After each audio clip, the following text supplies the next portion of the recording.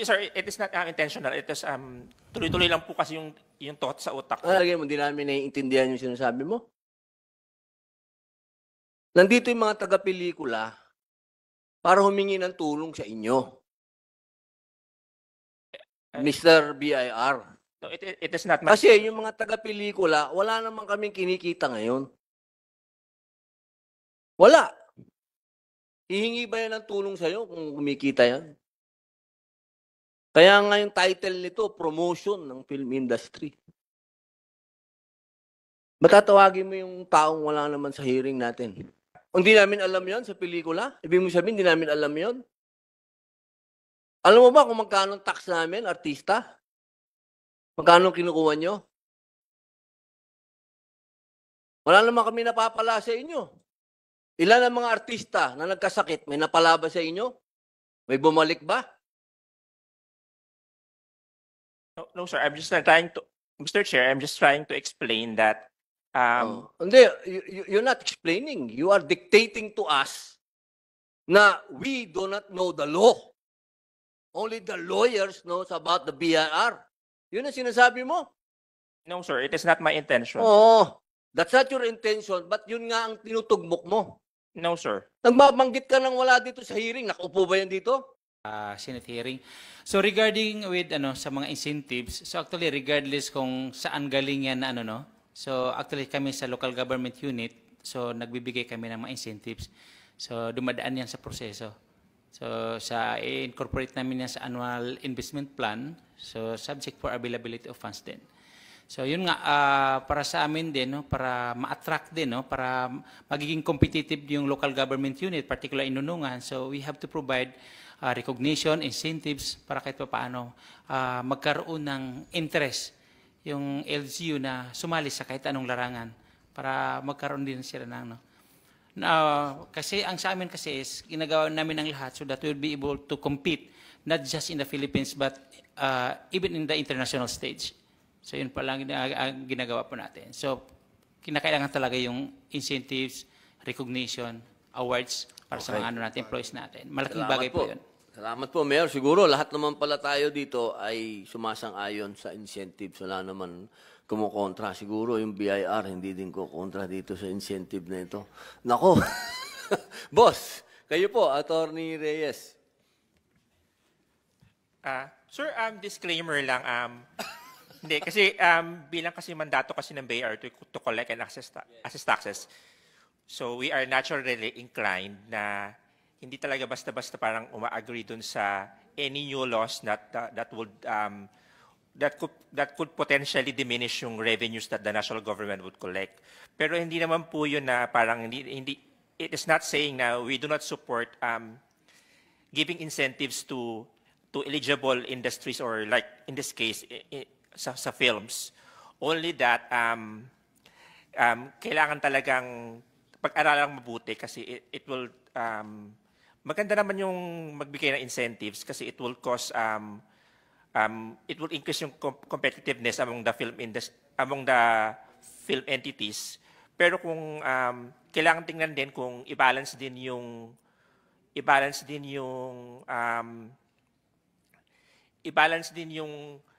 right of the government to raise revenues. Kasi nga kaya madalas pag may mga Senate and Congress hearings, mahabang usapan yung tungkol sa taxation, especially yung sa mga mag-grant ng revenues because as maybe Attorney Jurado is familiar with that.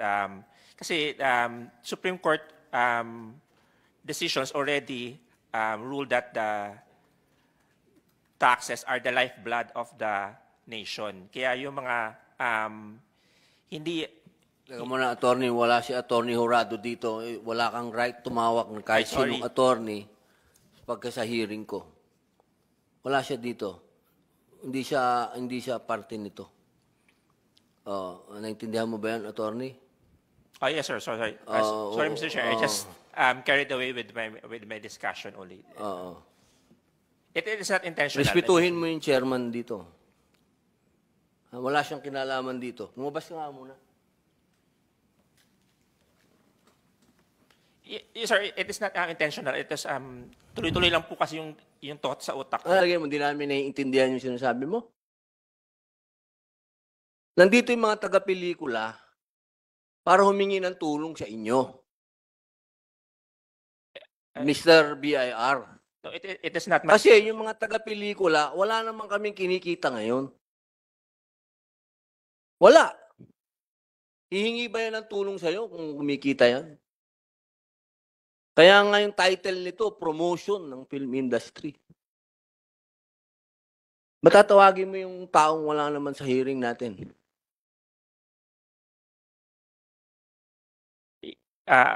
I'm sorry, Mr. Chair. I'm just it's what is in my it is just a slip of the tongue. What I'm trying to say? It is a common knowledge among lawyers,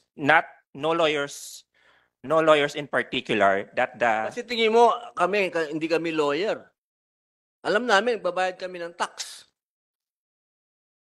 No, sir, it is not my intention. Alam namin yun. Hindi mo kailangan sabihin sa amin, among lawyers. No, so among lawyers and other legal professionals, Ano yun? Anong gusto mo sabihin? that the taxes is the lifeblood of the Hindi namin alam yan sa pelikula? Ibig mo sabihin, hindi namin alam yon? Alam mo ba kung magkano tax namin, artista? Magkano kinukuha nyo? Wala naman kami napapala sa inyo. Ilan ang mga artista na nagkasakit, may napala ba sa inyo? May bumalik ba? no, sir. I'm just trying to, Mr. Chair, I'm just trying to explain that Hindi, you're not explaining. You are dictating to us na we do not know the law. Only the lawyers knows about the BIR. Yun ang sinasabi mo. no, sir, it is not my intention. That's not your intention, but yun nga ang tinutugmok mo. No, sir. Nagbabanggit ka ng wala dito sa hearing. Nakaupo ba yan dito? Nakaupo ba yan dito? No, sir. O ano ang intention mo? No, it is, Simpleng tinatanong namin sa iyo kung makakatulong ka ba sa pelikula.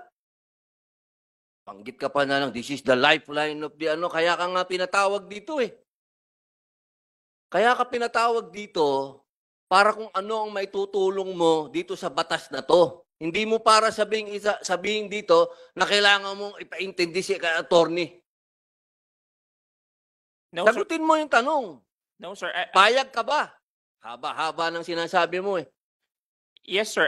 You inquired if the I inquired. We are inquiring nga sa yes, iyo. sir. Yes, sir nga. Ba't napunta si Atty. Jurado?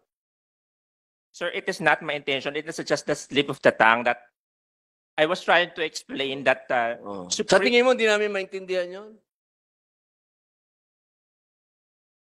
Sagutin mo. Ba't kami nagbabayad ng batas? Ba't kami nagbabayad ng tax? Hindi namin alam na yan ang kailangan ng gobyerno?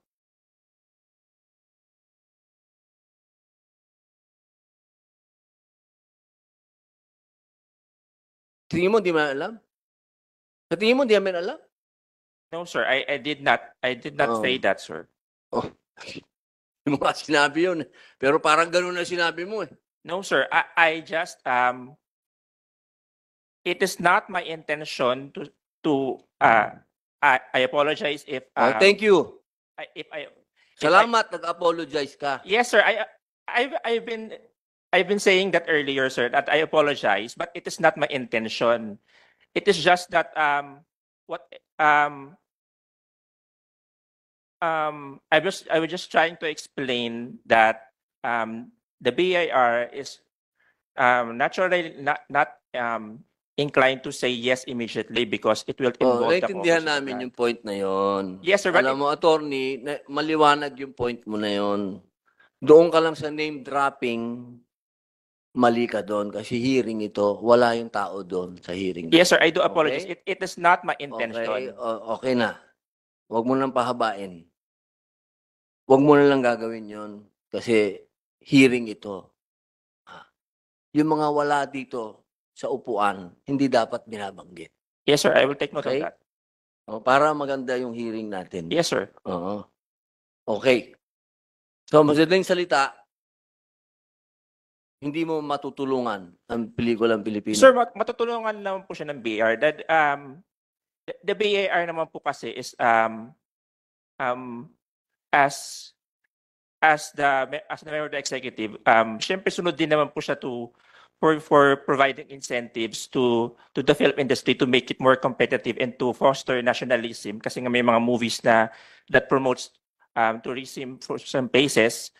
Naturally inclined naman po siya doon. Pero syempre po kasi it would entail a possible diminishing of the revenues that the national government may collect. Kaya po dadaan po siya sa Paano nga rigorous yun, process. attorney? Wala naman masyadong kumikitang pelikula. Magkano ba yung huli namin na Metro Manila Film Festival?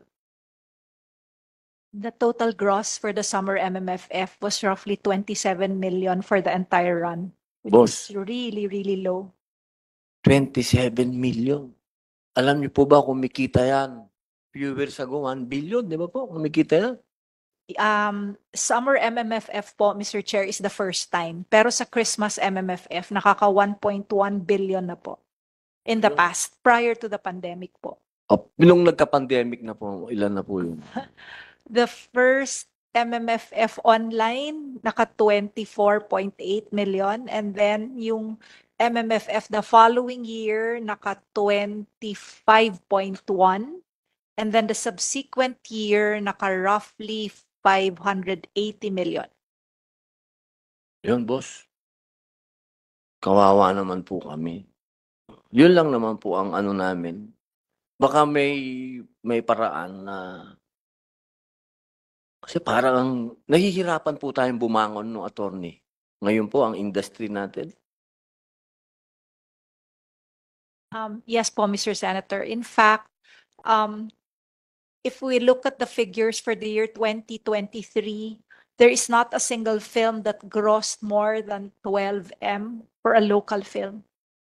And that's, we have to be reminded that the gross of a film, ang dami pa pong taxes na binabayaran. Andyan nga po yung 10% amusement tax. And then you deduct again the value-added tax, which may I raise that matter po dito sa hearing, Mr. Chair. There was a decision coming from the Supreme Court. I just don't remember the title right now, where if an entity already pays for the amusement tax, you're not obligated to pay the value-added tax. However, in our case, the producers are paying the amusement taxes, and then they still have to pay the value-added tax. Diba? Yes. Sobrang na po kami sa tax, boss.